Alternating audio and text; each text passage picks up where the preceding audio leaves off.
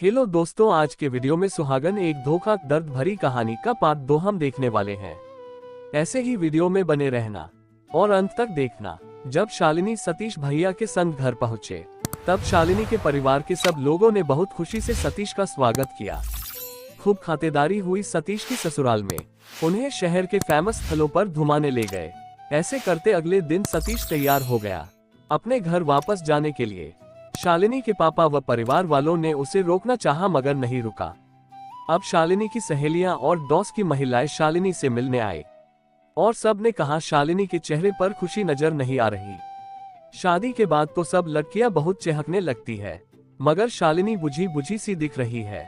शालिनी ने मौका देखकर अपनी भाभी से सारी बात बताई। कैसे सतीश उससे कटे कटे रहे, कोई बात नहीं की। फिर शालिनी की भाभी ने कहा हो सकता है कोई बात हो, कई बार लड़कों की संगत गलत होती है, इसलिए तेरे संग ठंग से बात नहीं करी।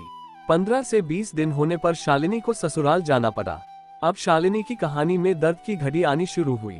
सतीश अपनी मर्जी से घर आता, उसे कोई मतलब नहीं। शालिनी भूखी बैठी इंतजार करती रहती। घर के सब लोग खाना खाकर सोने चले जाते। सतीश घर आता, शालिनी गर्म खाना बनाकर उसे खिलाती और खुद खाती। रसोई का काम खत्म करके कमरे में जाती। तब तक सतीश नींद ले चुका होता। इधर उसकी सास रोज ताने देती, खुशखबरी नहीं सुना रही, तेरे में कोई कमी है तो डॉक्टर के पास ले चलती हूँ। नए नए बहाने ढूंढ कर शालिनी को ताने मारने, लड़ाई झगड़ा करना उसकी सास का काम था। रोज लड़ाई झगड़ा, शालिनी का जीवन दुखों में घिर गया। जैसे तैसे करके सतीश शालिनी से बोलने तो लगा, मगर उसका ध्यान नहीं था शालिनी में, बस जैसे कोई मजबूरी में हो। अब शालिनी को लगने लगा शायद सतीश उससे प्यार करने लगेगा, मगर एक दिन तो हद ही हो गई। जब सतीश शालिनी के कहने पर वैष्णो देवी के मंदिर जाने के लिए शालिनी से रुपये लेने आया, तो उसकी सास का कलह शुरू कर दिया। मौज मार कर काम तेरा बाप करेगा। शालिनी ने जल्दी से अपने कुछ रुपये सतीश को देकर आए और काम करने लगी, पर उसकी सास ने उसे धक्का दे दिया और कहने लगी मेरी रसोई में पाँव मत रखना, समझी। शालिनी मना करने पर भी रसोई में सफाई करने लगी, तो उसकी सास ने उसे धक्का देकर रसोई से बाहर निकाल दिया। तब सतीश ने कहा क्यों हल्ला मचा रहे हो, करने दो इसे काम। तब शालिनी की सास ने कहा हाँ, अब तू अपनी पत्नी का गुलाम बन गया। फिर सतीश बोला इसमें गुलाम वाली कौन सी बात है, हाँ मैं अभी इसे घर से निकलवाती हूँ।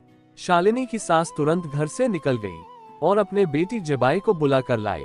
शालिनी की नंद नंदोई ने आकर सतीश को एक कमरे में ले गए और कमरे में सतीश, उसकी माँ बहन और जीजी चारों जने शालिनी को कमरे में नहीं जाने दिया। कमरे को अंदर से बंद कर लिया। अब शालिनी को तो कुछ भी समझ नहीं आ रहा था कि क्या हो गया।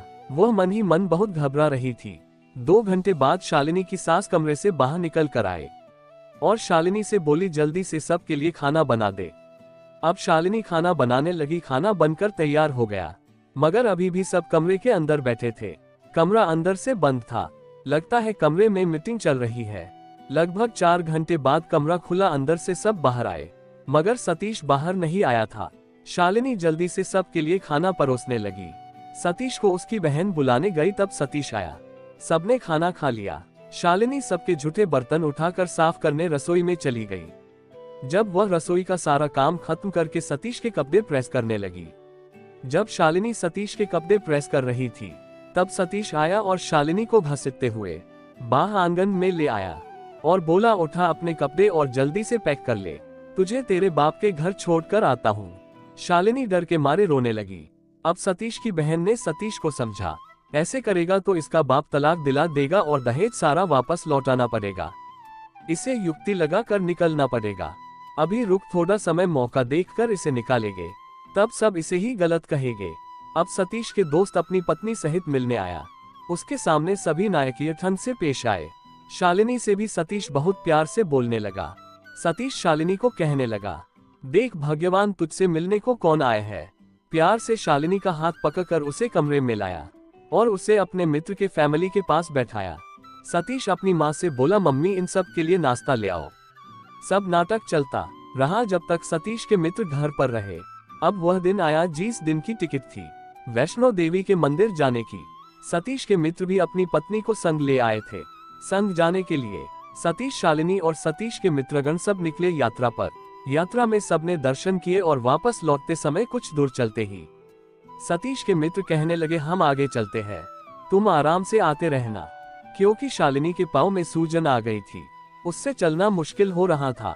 वह धीरे धीरे चल रही थी। अभी 2-4 कदम ही उसके मित्र चले होंगे।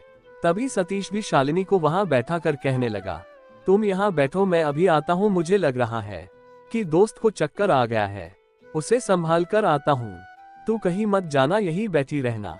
सुबह 5 से 6 बजे की बैठी शालिनी को 10 बज गए। इतने घंटे बीत गए मगर सतीश नहीं लौटा था। अब शालिनी को डर लगने लगा और वह डर कर वही बैठी बैठी रोने लगी। आने जाने वाले सभी लोग शालिनी को देख रहे थे कि क्यों रो रही है।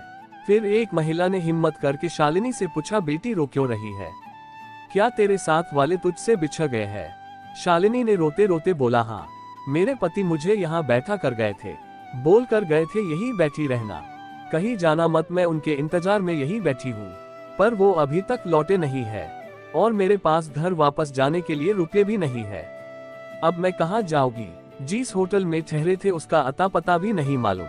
फिर उस महिला ने हिम्मत बंधाई और बोली, बेटी डर मत, यह माता का दरबार है, यहाँ किसी का बुरा नहीं होता। हो सकता है तुम्हारे पति सांझी छत में कमरे में आराम कर रहे होंगे। सांझी छत यहाँ से थोड़ी ही दूरी पर है, वहां जाकर तुम जो कमरे बने हैं उनमें देखना, माता रानी की कृपा से तुम्हें तुम्हारे पति मिल जाएंगे। शालिनी ने हिम्मत करी और धीरे धीरे सांझी छत की तरफ चल पड़ी।